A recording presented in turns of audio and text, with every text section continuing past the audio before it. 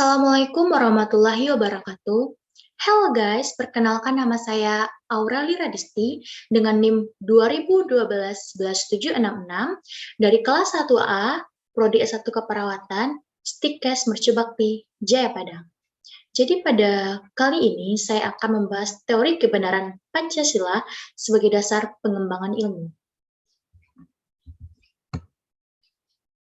Selanjutnya itu adalah pengertian ilmu.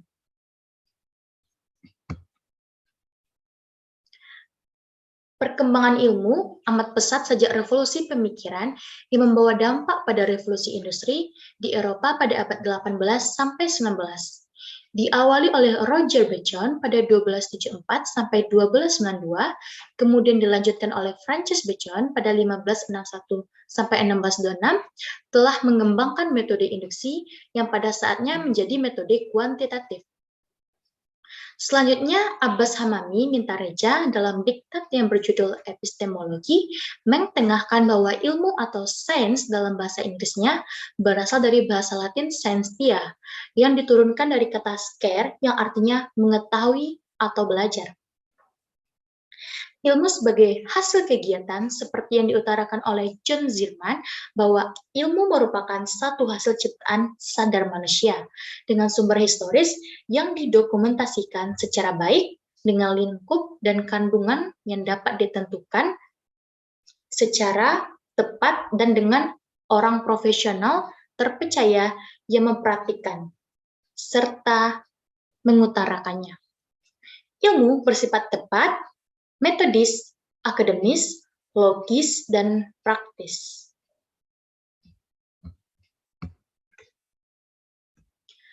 Sehingga ilmu itu merupakan kumpulan pengetahuan yang memiliki syarat ilmiah, yakni objek, sistematik, metodik, dan berlaku universal.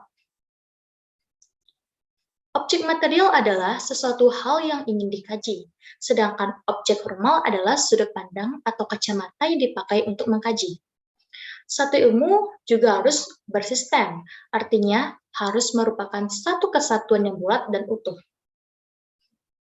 Setiap ilmu juga memiliki metode-metodenya sendiri, satu jalan atau cara untuk mencapai satu tujuan yang diinginkan.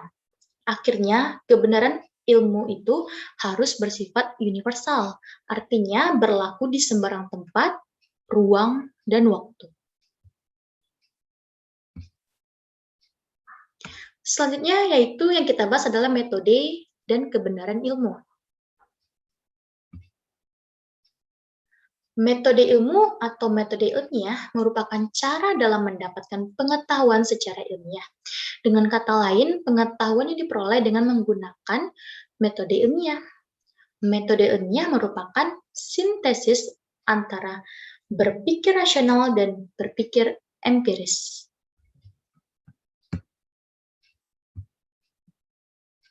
Selanjutnya yaitu adalah kebenaran.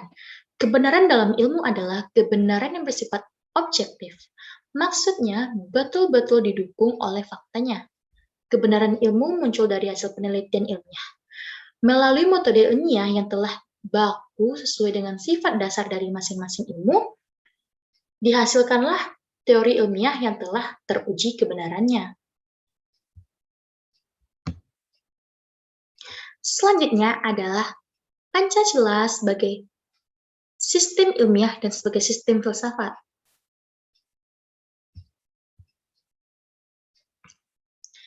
Pancasila sebagai sistem ilmiah yaitu haruslah bersifat berobjek. Artinya, benar-benar merupakan satu objek bahasan, bahwa secara umum Pancasila merupakan hasil budaya bangsa Indonesia. Yang kedua yaitu adalah bermetode. Dalam hal ini, metode merupakan satu cara pendekatan dalam rangka pembahasan Pancasila, baik objek material maupun objek formal, sehingga mencapai suatu kebenaran.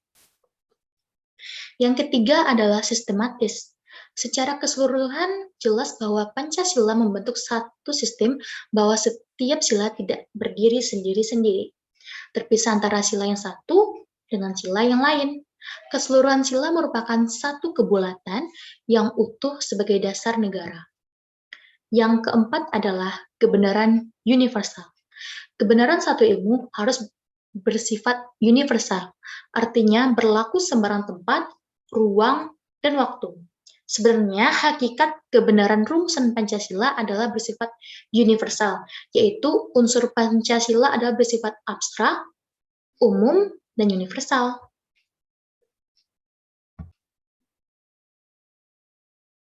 Selanjutnya adalah Pancasila sebagai sistem filsafat, yaitu harus bersifat konsepsional. Menurut Katsof, konsep ini merupakan hasil generalisasi serta abstraksi dari pengalaman tentang hal dan proses satu demi satu. Pancasila juga bersifat menyeluruh, yaitu Pancasila sebagai sistem filsafat mempunyai objek menyeluruh, mencakup semua permasalahan hidup manusia, yakni masalah hidup menghadapi diri sendiri, masalah hidup menghadapi sesama manusia, dan masalah hidup menghadapi Tuhan. Yang ketiga yaitu adalah koheren, yaitu bahwa dengan konsepsional tersebut berhubungan satu dengan lainnya secara runtut, tidak mengandung pernyataan dan pernyataan yang saling, yaitu tidak mengandung pernyataan yang saling bertentangan. Yang keempat adalah mendasar, yakni mendalam sampai ke inti mutlak dari permasalahannya sehingga merupakan hal yang sangat fundamental. Yang kelima yaitu spekulatif, itu yakni merupakan hasil perenungan sebagai peranggapan yang menjadi titik awal serta pangkal tolak pemikiran atas sesuatu hal. Selanjutnya kita akan membahas sistem kefilsafatan Pancasila Nota Nogoro.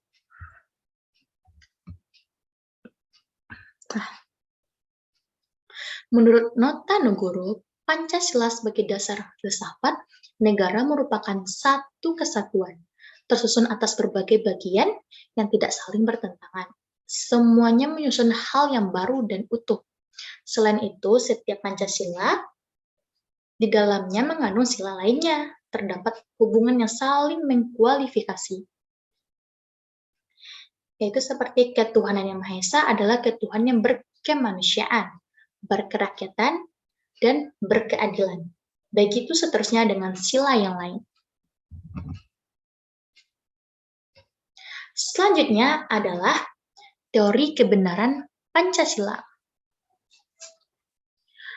Dalam lingkup perbincangan filsafatan, sistem filsafat, Pancasila harus memenuhi 3 teori kebenaran, yakni teori kebenaran koherensi, korespondensi, dan pragmatik, sehingga sistem filsafat Pancasila menjadi tangguh di hadapan sistem filsafat yang lain.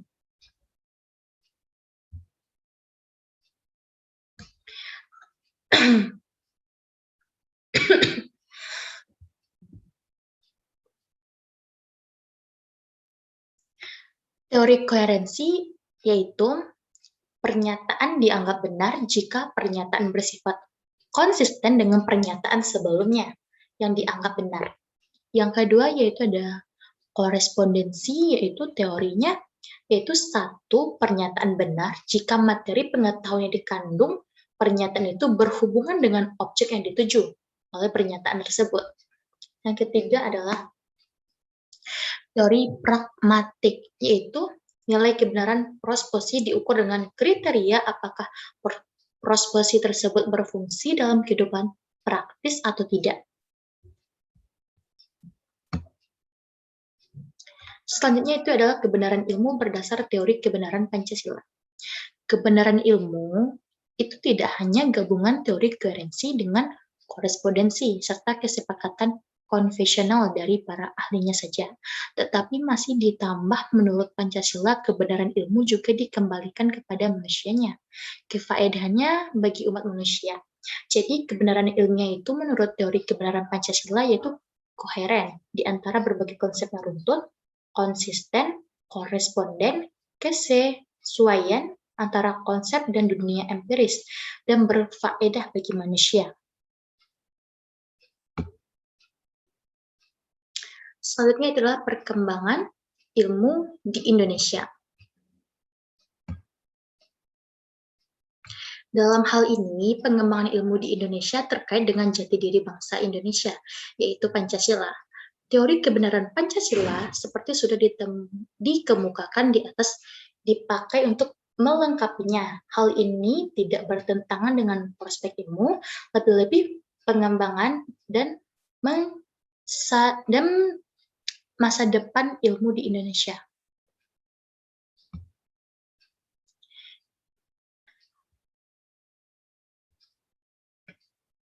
Tunggu dulu bentar.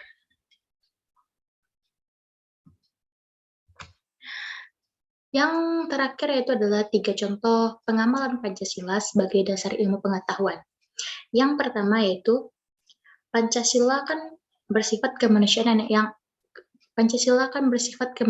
adil dan beradab. Jadi dengan itu kita tidak menjadikan iptek untuk kesombongan, kecongkakan, keserakahan manusia, namun harus diabdikan demi peningkatan harkat dan martabat manusia. Dan pengembangannya pun harus didasarkan pada hakikat tujuan demi kesejahteraan manusia. Yang kedua yaitu setiap orang haruslah memiliki kebebasan untuk mengembangkan iptek. Artinya terbuka untuk dikritik, dikaji ulang, maupun dibandingkan dengan penemuan teori-teori lainnya. Yang ketiga yaitu menjadikan Pancasila sebagai sumber motivasi bagi perkembangan ilmu, pengetahuan, dan teknologi nasional dalam mencerdaskan bangsa yang mempunyai nilai-nilai Pancasila tinggi serta menegakkan kemerdekaan secara utuh, kedaulatan dan martabat nasional dalam mewujudkan negara Indonesia yang merdeka.